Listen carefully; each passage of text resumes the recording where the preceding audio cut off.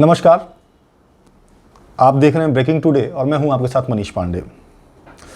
दोस्तों, एक आज ऐसे मुद्दे पे बात करेंगे हम जो मुद्दा बड़ा मौजू है और इस वक्त उसे उठाना चाहिए।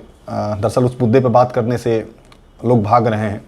आजकल बात हो रही है कोरोना पे, आजकल बात हो रही है लव जिहाद पे, आजकल बात हो रही है हिंदू मुस्लिम पर, आजकल बात होती रही है ब्राह्मण ठाकुर पर।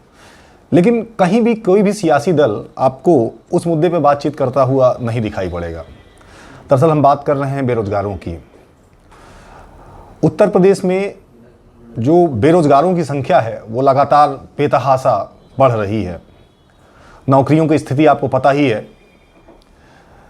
एक कहा जाता है, माना जाता है आमतौर पर, खासकर उत्तर प्रदेश में, मैं पूर्वांचल से आता हूँ, गोरखपुर जिले से आता हूँ, तो ये कहा जाता है कि जो बच्चे हैं अगर पढ़ लिख के किसी सरकारी नौकरी में आ जाएं तो उनका भविष्य उज्जवल हो जाता है। अब ये सरकारी नौकरी कौन देगा? सरकारी नौकरी तो सरकारें ही देंगी।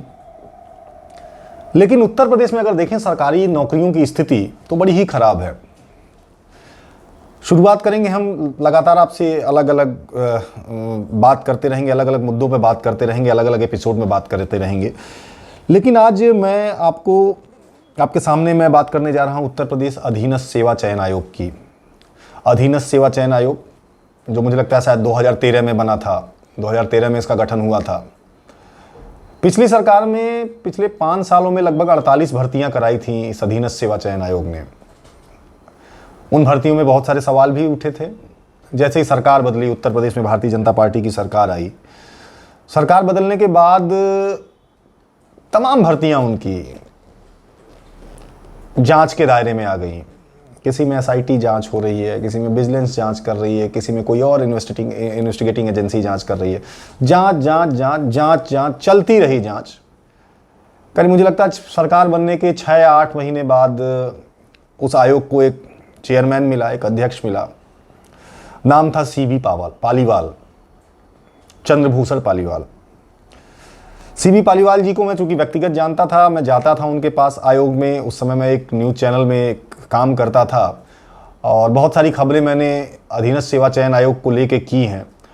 और मुझे याद है कि करीब 1 या 2 भर्तियां मैंने अपने सामने देखी थी कि किस तरीके से एग्ज़ाम हुए, किस तरीके से रिटन एग्ज़ाम हुए, किस तरीके से इंटरव्यू हुए, किस तरीके से रिजल्ट आउट हुआ और किस तरीके से नियुक्ति पत्र दिया गया। लेकिन जहाँ तक मुझे जानकारी है कि सीबी पालीवाल के ऊपर इतना दबाव था, अब भगवान जाने वो किस तरह का दबाव था, कि उन्होंने चेयरमैन के पद से इस्तीफा दे दिया। और उनके इस्तीफा देने के बाद आयोग का काम बिल्कुल बंद हो गया, क्योंकि इस आयोग के ऊपर जिम्मेदारी है उत्तर प्रदेश के बेरोजगारों को रोजगार देने की, नौजवानों को सरकारी नौकरी देने की, परीक्षाएं कराने की, विभागों से अध्याचन मंगाने की, किस विभाग में कितनी वैकेंसी है ये करने की। मतलब एक कह सकते हैं कि जो क्लास 3 के एम्प्लॉइज़ होते हैं वो इस आयोग के थ्रू सरकारी नौकरियों में जाते हैं। लेकिन सीबी पालीवाल के बाद आयोग का काम ठप हो गया। तब से कोई नई भर्तियां, मुझे लगता है जहां तक जानकारी है, कोई नई भर्ती निकली नहीं। भर्ती निकली भी होगी तो पूरी नहीं हुई। ऐसी एक भर्ती है सहायक कनिष्ठ की। सहायक कनिष्ठ के लिए 2016 में अधीनस्थ सेवा चयन आयोग ने विज्ञापन निकाला था। 2016 पद कितने थे वो भी बता दूं आपको। 537 पदों पर भर्ती होनी थी सहायक कनिष्ठ की।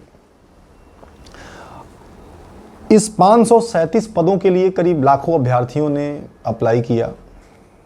परीक्षाएं हुई, लिखित परीक्षा हुई। 2016 की ये वैकेंसी थी, लेकिन ये जो इसकी लिखित परीक्षा कराई गई वो 31 मई 2019 को।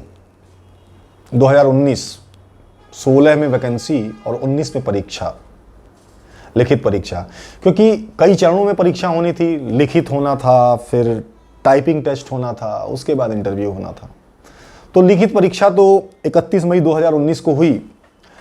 और अगर उसमें देखा जाए कुल मिला के करीब 4265 लड़के पास हुए, सेलेक्ट हुए।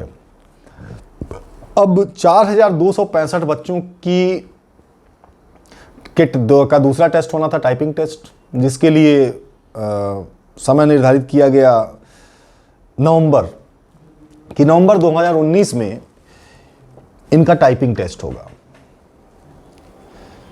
मई, जून, जुलाई, अगस्त, सितंबर, अक्टूबर, नवंबर, यानी मई में लिखित परीक्षा हुई और उसके 6 महीने बाद टाइपिंग टेस्ट के लिए बुलाया गया था, तिथि निर्धारित की गई थी। लेकिन नवंबर 2019 में वो टाइपिंग टेस्ट नहीं हुआ। अब वो तमाम लड़के परेशान हैं, नवंबर 2019 से परेशान हैं, और आप ये समझिए कि सितंबर 2020 चल रहा है। करीब 10 महीने से वो बच्चे परेशान हैं, 10-11 महीने से कि उनका टाइपिंग टेस्ट कब होगा। 6 महीने उधर बीत गए, 10 महीने इधर बीत गए, 16 महीने, तकरीबन 1.5 साल, यानी 537 पदों को भरने के लिए 2016 में वैकेंसी निकाली जाती है, 2019 में लिखित परीक्षा कराई जाती है, फिर नवंबर 2019 में टाइपिंग टेस्ट कराने का समय बताया जाता है, और अब तक बच्चे परेशान। कहाँ जाएं, किससे कहें, कौन सुनेगा। लगातार धरने, प्रदर्शन, ट्विटर्स पे आप देखें, बहुत ट्विटर्स पे लड़कों ने लाखों ट्वीट्स कर डाले, लेकिन रिजल्ट कोई नहीं आया। आज भी वो बच्चे परेशान हैं, इन 537 पदों पर भर्ती होने के लिए परेशान हैं, सिर्फ इतना जानने के लिए परेशान हैं कि उनका टाइपिंग टेस्ट कब कराया जाएगा।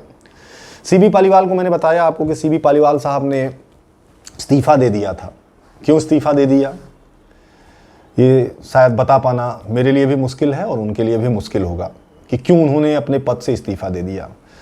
उसके बाद एक उत्तर प्रदेश के एक तेज तर्रार आईएएस अफसर, वरिष्ठ आईएएस अफसर को अधीनस्थ सेवा चयन आयोग के अध्यक्ष की कुर्सी पर बिठा दिया गया, और जब से साहब बैठे हैं तब से फिर सुबह शाम राम राम जय श्री राम, कोई काम नहीं होना है। और जो बच्चे हैं वो परेशान हैं। 2016 से लेके 2020 आया, लेकिन इस प्रदेश में 537 पदों पर भर्ती करने के लिए जो विज्ञापन निकाला गया, उस विज्ञापन को अभी तक पूरा नहीं कर पाई यहाँ उत्तर प्रदेश की सरकार।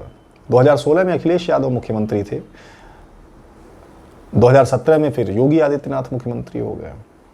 तो कसूर दोनों लोगों का है, जिम्मेदार दोनों लोग हैं, लेकिन ज़्यादा जिम्मेदार कौन है ये मैं इसे आप पर छोड़ता हूँ। फिलहाल आज इन सहायक कनिष्ठ के पदों की भर्ती को लेकर मैं आपसे बातचीत कर रहा था। कल UPSSC के किसी एक और भर्ती के बारे में बात करेंगे और कोशिश करेंगे जानने की कि आखिर क्या वजह है, क्यों ये भर्तियां लटकी हुई हैं, क्यों ये भर्तियां पूरी नहीं हो रही हैं, और क्यों उत्तर प्रदेश में बेरोजगारों को सरकार नौकरी देने से कतरा रही है। नमस्कार।